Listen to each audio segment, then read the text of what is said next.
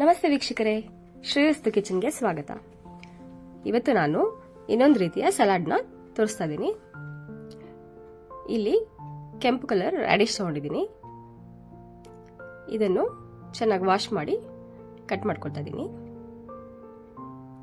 ನಿಮಗೆ ಯಾವ ಥರ ಶೇಪ್ ಬೇಕೋ ಆ ಥರ ಶೇಪ್ ಕಟ್ ಮಾಡ್ಬೋದು. ನಾನು ಇಲ್ಲಿ ರೌಂಡ್ ಆಗಿ ಮಾಡ್ತಿದ್ದೀನಿ.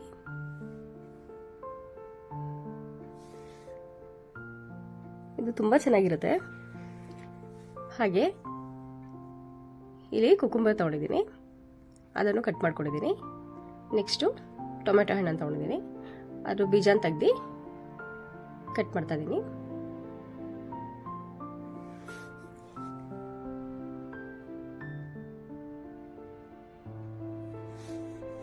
ಹಾಗೆ ಒಂದು ಕ್ಯಾರೆಟ್ ಕೂಡ ತೊಗೊಂಡಿದ್ದೀನಿ.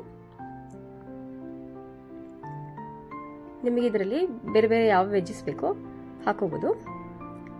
ನಾನು ಇಷ್ಟೇ ಹಾಕ್ತಾ ಇದ್ದೀನಿ. ಇದು ಸಲಾಡ್ಗೆ ಅಂತ ಸಿಗುವಂಥ ಸೊಪ್ಪು ತೊಗೊಂಡಿದ್ದೀನಿ. ಮಿಕ್ಸ್ ಸೊಪ್ಪಿರುತ್ತೆ, ಅದನ್ನು ಕೂಡ ಹಾಗೆ ರಫ್ಲಿ ಚಾಪ್ ಮಾಡ್ಕೊಳ್ತಾ ಇದ್ದೀನಿ. ಇದನ್ನು ಹಾಗೆ ಬೇಕಾದ್ರೂ ಹಾಕೋಬೋದು. ಸೊ ಇದೆಲ್ಲ ಕಟ್ ಮಾಡಿದಾಗಿದೆ. ಈಗ ಇದನ್ನೆಲ್ಲ ಒಂದು ಮಿಕ್ಸಿಂಗ್ ಬೌಲ್ಗೆ ಹಾಕೊಳ್ಳೋಣ. ಒಂದೊಂದಾಗಿ ಎಲ್ಲ ವೆಜ್ಜಸ್ನ ಬೌಲ್ಗೆ ಹಾಕೊಂಡು ಆಮೇಲೆ ಇದಕ್ಕೆ ಸಾಲ್ಟ್, ಆಮೇಲೆ ಪೆಪ್ಪರ್ ಪೌಡರ್, ಲೆಮನ್ ಸ್ವಲ್ಪ ಹಾಕೊಂಡು ಚೆನ್ನಾಗಿ ಮಿಕ್ಸ್ ಮಾಡ್ಕೊಳ್ಳಿ.